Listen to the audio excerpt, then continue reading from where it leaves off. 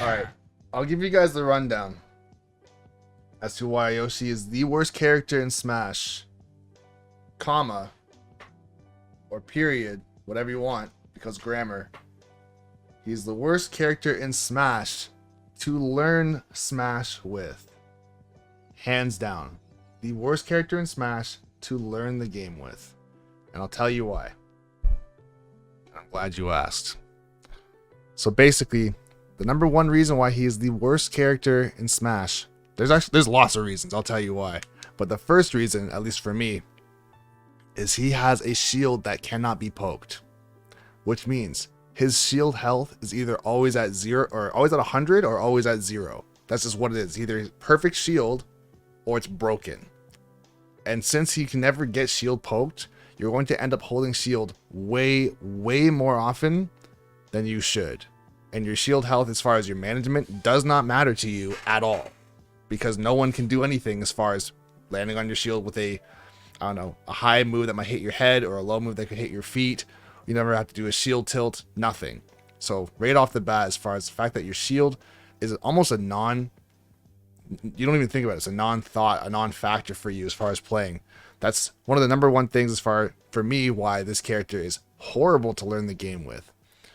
Number 2, this character has frame 1 subtractive super armor or heavy armor on his double jump. Double jumping at a disadvantage, in my opinion, is one of the last things you should be doing ever. It should be a mix-up. If you're able to break a combo with an attack or use an air dodge to get out. He has a frame 3 attack, and I think he has a frame 3 air dodge. He has an air and he has his air dodge to get out with, right? And then he also has his double jump, which is frame 1 in the air, or everyone's double jump is frame 1 in the air.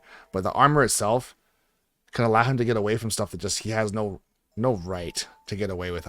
I guess you could say it's not really a right or not, but it's just a very bad habit that if you transfer over to another character and you start doing the exact same thing where you immediately jump out of stuff, you can use your double jump to get out of true combos. Or sorry, you can use your double jump during a true combo and you'll just lose your jump and you'll still get hit. So that habit transferring into any other character is incredibly bad. The next thing for me, there's just so much. There's just so much. The character is super heavy. So you just do a lot of things that are incredibly unsafe and you live for a very long time. Of course, he can always get killed by whatever other stronger moves, if someone has a disjoint or has a kill throw or anything like that. Sure. But the fact that he's so heavy, for me, mixed with never being shield poked, mixed with double jumping out of disadvantage, it's a recipe for disaster as far as a lot of very bad habits being developed. Also, incredibly good airspeed. Having incredibly good airspeed is a good thing, obviously, but it teaches, or I guess it doesn't teach you. It doesn't really teach you how to space things properly, because you can jump in at any range, and whenever you want to just pull back, you can just get out of stuff no matter what. So if you try to transfer over to another character that has to have more precise spacing, your sensitivity with your spacing is incredibly sloppy, because you can hold forward as far as you want and then go for your nair or your fair or whatever, and then hold back as far as you want and just get out of there every single time. If you try that with any other character, besides maybe Rosalina or maybe Palu even, you can just, any other character, if you try and be that sloppy with your spacing, you're going to be landing on shield a ton, or you're going to be missing completely. Nair to shield, I don't mind Nair to shield. There's tons of characters that have Nair to shield, so as far as doing that to get somebody off of you, that's totally fine. Oh, another thing too, using down B to just get out of stuff. Using your down B to just get out of stuff, the reason why that's bad is because it's a stall and fall, number 1, but also it has those stars on the outside, which protect you from so much. These stars on the outside protect you. I've been in tournaments before. I've been in a tournament where I was playing as a Marth against a Yoshi who just ran up to me. And this, oh my god, this is so amazingly bad. He ran up to me and just did a down B, and I knew it was coming. And I tried to counter it. And I did. I successfully countered it. But I didn't counter the down B. I didn't counter the actual Yoshi player. I countered the star. And so, because of that, it made me turn around, swing at nothing, and then he came down and hit me, and I still died. So shit like that, as far as a super hard carry, for me is... It's pain, to say the least. Oh, bro, another thing I just thought of too. With this character does not have a free fall from any of his moves. So he can just up B forever, or he can down B or air dodge or whatever he wants to do. Air dodge. He doesn't have any moves that put him into free fall where it's like, if I just do this on stage, something bad could potentially happen, right? The longest lasting move as far as end leg goes, I think is his down B. Like, yes, he has fair. If he lands a fair on the ground in front of you, on the ground, it can be unsafe for him. But even the landing leg of fair is not that bad. His grab is slow, so sure, there is that. But just overall, and I get that the game doesn't have to be like, the game has a ton of variety as far as characters. There's tons of characters that are super, super difficult to play, right? And no one has a problem admitting, yes, Ice Climbers, hard to play. Sheik, hard to play. Ken, Bayonetta, Rosalina, Pac-Man. Like, if you're actually going to play them for real, hard to play. But if you ever bring up that a character is easy, people lose their goddamn minds. And there's easy characters that are simple characters. Characters like Lucina, easy character. Simple character. Wolf, same thing. Mario, nothing wrong with that. Simple characters, not necessarily bad. But then there's characters that are not necessarily simple, but they are, I guess there's no other better way to say it, but like, they are abusively easy to play, where you don't have to have any fundies whatsoever, and shit just happens. It just happens. And as far as Yoshi, for me, that is that character. I've coached some Yoshi players before, and more often than not, when I'm coaching these players, they have a lot of problems that are not necessarily their fault. It's more so that they just do stuff. They just do stuff playing as Yoshi. And then I punish the obvious bad habit that they clearly are going to have. And then they say that they are bad at the game, or that Yoshi's a bad character, because I am thinking, no offense to the player, because at the end of the day, it's the character that has made this player this way, right? It's like a character that just has, I don't know, super armor on everything, Little Mac, same kind of thing, where it's like, oh, I don't have to justify any sort of spacing or timing or anything at all. I'm just going to hit you because my move always beats your move, so I'm just going to go ahead and do this. And if you can counterplay that, then that person is a horrible player.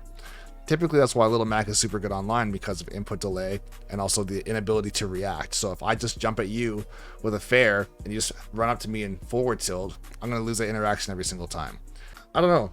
What are your guys' thoughts as far as what I'm saying about Yoshi? I guess as far as a title goes, he's not necessarily tier list wise the worst character, but if you're someone who's new to the game and you're trying to learn how to play Smash, if you pick up Yoshi, or if you try and learn the game as Yoshi, there's just so much that this character can just go ahead and do. And then if you switch to any other character with those bad habits, oh my god, bro, it's just rough. It just is rough. I'm not saying that if you play, here's the thing, I don't want you guys to get this twisted at all, because a lot of people do this, and this is heavily prevalent on Twitter, where if you play Yoshi, or if you play Game & Watch, or if you play Sonic, or if you play Ness, or any character like that, you are a bad person. Says Twitter, not says me. So I wanted to say, I would preface this more so to say, I don't think that if you play the character, you're a bad person. That makes no sense at all.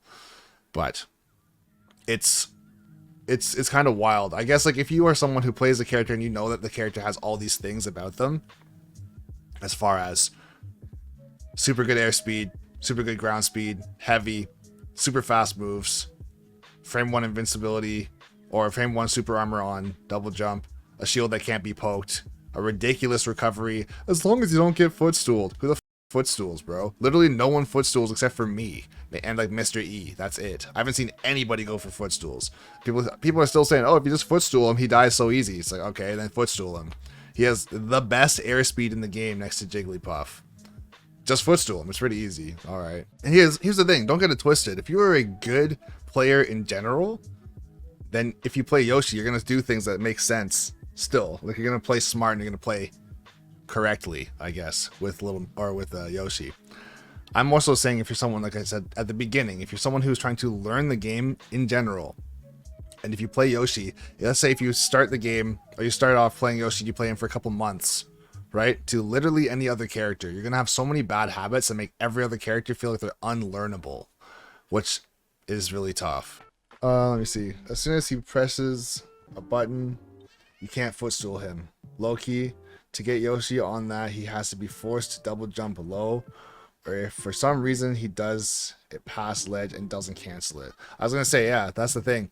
He has a super long lasting nair, obviously, and his double jump, he can just double jump in nair and just come up at the same time. And if you try and footstool him, you get a phantom footstool. It's like you don't get to just footstool Yoshi. If they are a horrible player, maybe. But even then, it's like their air mobility is so ridiculous. And if you are a bad player, you're probably just gonna panic and push all kinds of buttons when you get close to someone.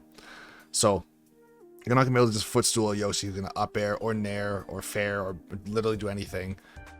So the reason why, yeah, it's subtractive heavy armor. So as the farther he gets into his double jump, the more likely he is to get hit out of his double jump and actually take damage, or he takes damage every time, but he's not like to get knocked back. But the thing is, if you're even remotely good with Yoshi, like you're not even be that good, but you're typically going to jump when you're about to be hit. So more often than not, you're going to have max subtractive armor. So people aren't going to be able to hit you anyways. Guys, we're trying to make our way slowly to partner as well, and we're getting there. I think we're up around 29 viewers at one point. We have to get an average. This is a lot, guys. An average of 75 viewers. With regards to channel identity and eventually branching out into a personality, how do you go about scaling the channel? Like when you get larger viewership before you can do other things. Honestly, it's just that, man. It kind of is. You have to just grow first, and then you're going to have a certain percentage of people that are guaranteed going to fall off when you transition. Even if your transition is very, very light. If you transition at all away from what you're doing, people aren't going to like it. There's always resistance with growth. So if you go from, I don't know, Trixx from Meta Smash that does literally just nail the trick, I'm going to have eventually, let's say 10,000 people that are perfectly happy to watch nail the trick every day. But there's a limit to the amount of people that want to see that shit. And as soon as I go to, I don't know, something like, let's say a mentality guide of some sort, or I start doing guides on like Pyra and Mithra and nobody gives a shit that is hardcore about their character, they weren't excited for the reveal or anything like that, then you're going to lose a lot of people during that month, for example. So like when I put out Pyra and Mithra guides, there were a ton of people that did not care at all. And I put out Pyra and Mithra guides for an entire month, right? So in that month, I gained around 4,500 subs. And there's also a good handful of my recent or current subs that didn't watch anything, or they might have even left because it's like, wow, put out a Falco video once in a while. Otherwise, I'm leaving. And it's like, okay, well, here's the thing. New characters will always bring more growth to the channel than the same thing over and over again. It's called adapting or dying. Those are your choices. So as a YouTuber, you have to adapt or die. Put out content that new people want to see. Of course, you want to try and keep your current audience happy, but like I said, there's going to be a threshold. Like let's say I said before about Nail the Trick, there's 10,000 people across the entirety of Smash Ultimate that want to see that. It's like, okay, if I do that forever, I'll never grow past 10,000 subs, for example. But as soon as you turn into a personality, some of those 10,000 people, you might even say 3,000 of the 10,000 people will instantly stop watching your videos because they don't want to see me talk in front of a camera. They want to see Nail the Trick only. But on the flip side of it, 40,000 people want to talk about mentality stuff. Maybe. Just as an example. Right? So you do mentality stuff and you do Smash stuff and you continuously branch out. And then there'll be a point in time where it's like, okay, a collective of 40,000 people in total want to see me talk about mentality stuff. And that's it. And then I might switch over to competing. And it's like, oh, those 40,000 people, 12,000 of them couldn't give less of a about me competing. So they're never going to watch another video ever again if all I do is put out competing videos. But of the competing people, maybe there's 80,000 people that want to see me compete. So there's always going to be a pullback before you have that growth every single time. Steel Shot. Always liked how real you are about content creation. It's not common to see transparency like this. And yeah, bro, that's one of those things. Like, I saw this thing, and we don't have a ton of time because I actually have to get into my first coaching session in like 3 minutes. But we'll definitely talk about more of this stuff later.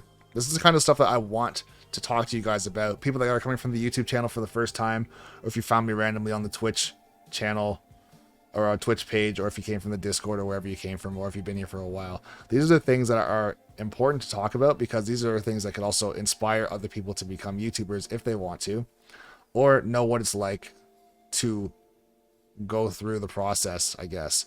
I don't think anybody thinks my life is glamorous by any means, but it's definitely a lot more work than it is play by a long shot.